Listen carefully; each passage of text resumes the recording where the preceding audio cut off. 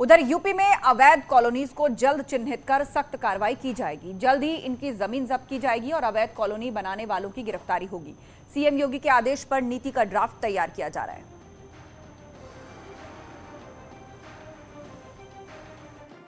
प्रदेश भर में अवैध कॉलोनियों की जमीन को जब्त किया जाएगा।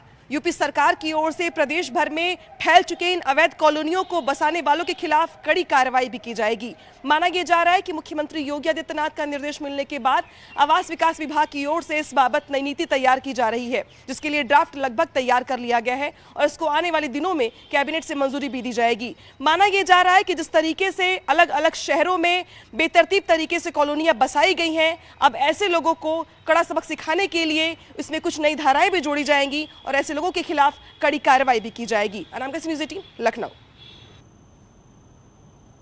प्रदेश में लोकसभा की हारी 14 सीटों पर कमल खिलाने की जिम्मेदारी केंद्रीय मंत्रियों को सौंपी गई है। पार्टी ने इन सीटों पर जीत के लिए 4 समूह बनाए हैं और केंद्रीय मंत्रियों को इसका प्रभारी बनाया गया है।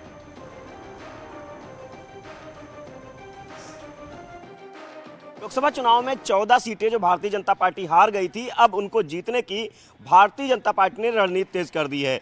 बीजेपी ने इन 14 सीटों को जीतने के लिए 4 सदस्यीय केंद्रीय मंत्रियों का एक समूह बनाया है और ये 4 सदस्यीय केंद्रीय मंत्रियों का समूह अब इन 14 सीटों को जीतने की रणनीति पर काम करेगा। जल्द ही यह मंत्री समूह उत्तर प्रदेश की इन 14 सीटों पर दौरे करेगा और वहां पर कमल खिलाने की जिम्मेदारी अब इन 4 केंद्रीय मंत्रियों के जिम्मे है। भारतीय जनता पार्टी के रणनीतिकारों का मानना है कि सपा, बसपा और कांग्रेस के जो गढ़ माने जा रहे हैं, इनको हर हाल में 2024 के लोकसभा चुनाव में ध्वस्त करना है। कैमरामैन शरद के साथ संकेत मिश्रा, न्यूज़ 18 लखनऊ। और खबर मेरठ से, बसपा नेता याकूब कुरैशी पर बड़ी कार्रवाई हुई है। याकूब कुरैशी की संपत्ति कुर्क करेगी अब पुलिस। घर और फैक्ट्री को कुर्क करेगी पुलिस। याकूब कुरैशी के खिलाफ एनबीडब्ल्यू जारी किया जा चुका है और कुरैशी पर अवैध मीट प्लांट संचालन का आरोप है। कुरैशी पर दर्ज है कुल मिलाकर 15 मुकदमे। तो बीएसपी नेता याकूब कुरैशी पर बड़ी कार्रवाई की जाएगी। कुरैशी के खिलाफ पहले से ही एनबीडब्ल्यू जारी किया जा चुका है। अवैध मीट प्लांट चलाने का आरोप है। संगीन धाराओं में उस पर मामला दर्ज है। कुरैशी पर कुल मिलाकर 15 केस दर्ज हैं और अब याकूब कुरैशी पर बड़ी कार्रवाई होगी। बीएसपी नेता कुरैशी पर एक्शन होगा और संपत्ति को कुर्क किया जाएगा। घर और फैक्ट्री की कुर्की होगी।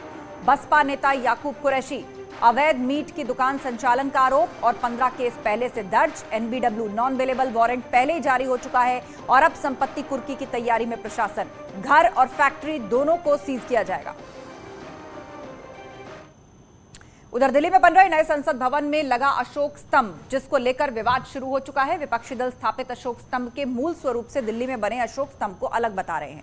उनका कहना है कि सारनाथ में जो अशोक स्तंभ बना है उसमें शांत सौम्य शेर हैं, लेकिन दिल्ली में बने नए अशोक स्तंभ में गुस्सैल शेर दिख रहे हैं। विरोधी राष्ट्रीय प्रतीक का अपमान इसको कह रहे हैं। पीएम मोदी ने दिल्ली में बन रहे संसद भवन में लगे अशोक स्तंभ का अनावरण किया था।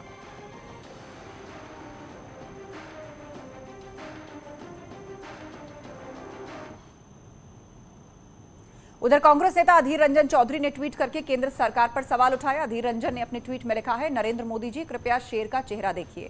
क्या ये महान सारनाथ की प्रतिमा को परिलक्षित कर रहा है या गिर के शेर का बिगड़ा हुआ स्वरूप है? कृपया इसे देखिए और जरूरत हो तो इसे दुरुस्त कीजिए।